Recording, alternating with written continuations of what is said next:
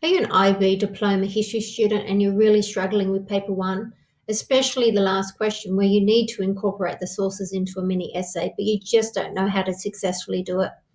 Well, no worries. I'm Marianne Ross. I'm the Cunning History teacher, and I've been teaching IB history students for well over a decade now. So I'm here to help you get the best grade possible. So here are my tips.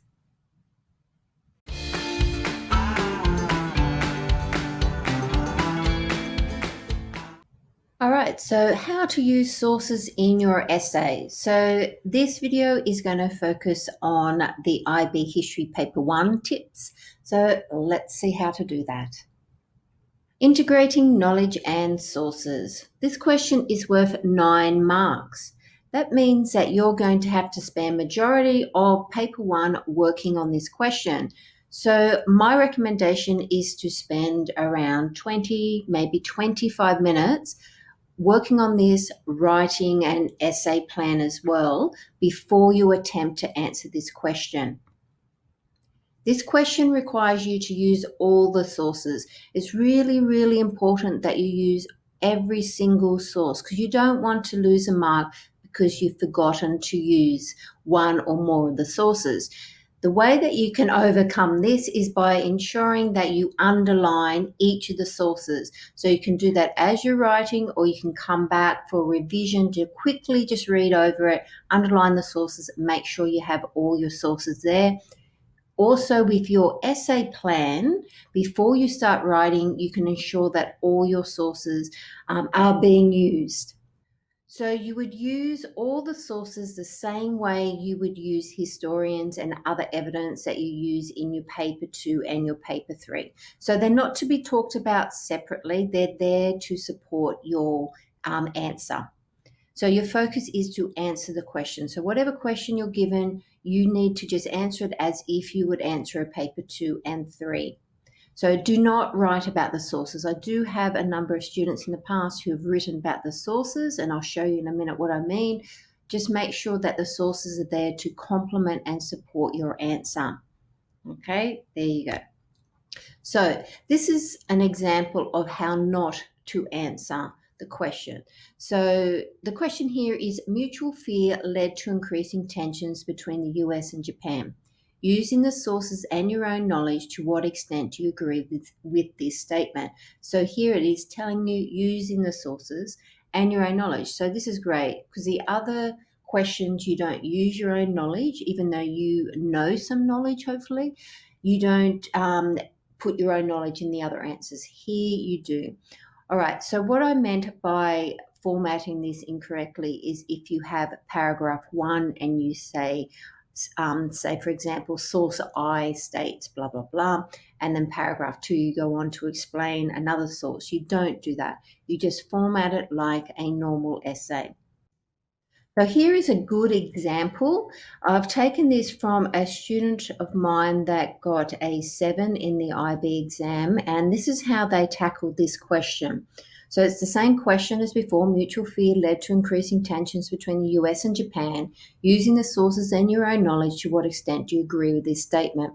So here they have got the sources. So source I, and they've used direct quotes from different sources. They've also used source J in the same paragraph, which is great. You do not have to just use one source per paragraph. Use as many as you like, and you can use the same one over again in the same paragraph or in different paragraphs.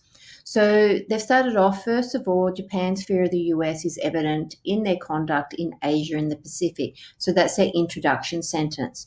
Then they go on and says, source I makes reference to how Japan, blah, blah, blah, blah, blah.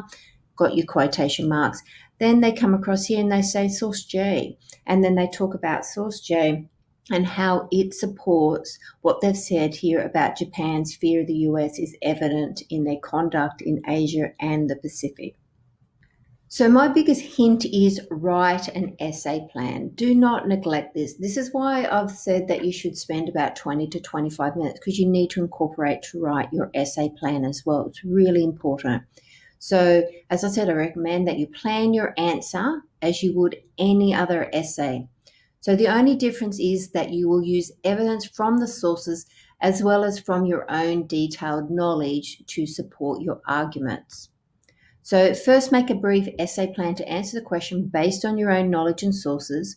Look through the sources and decide which paragraphs you can use each source.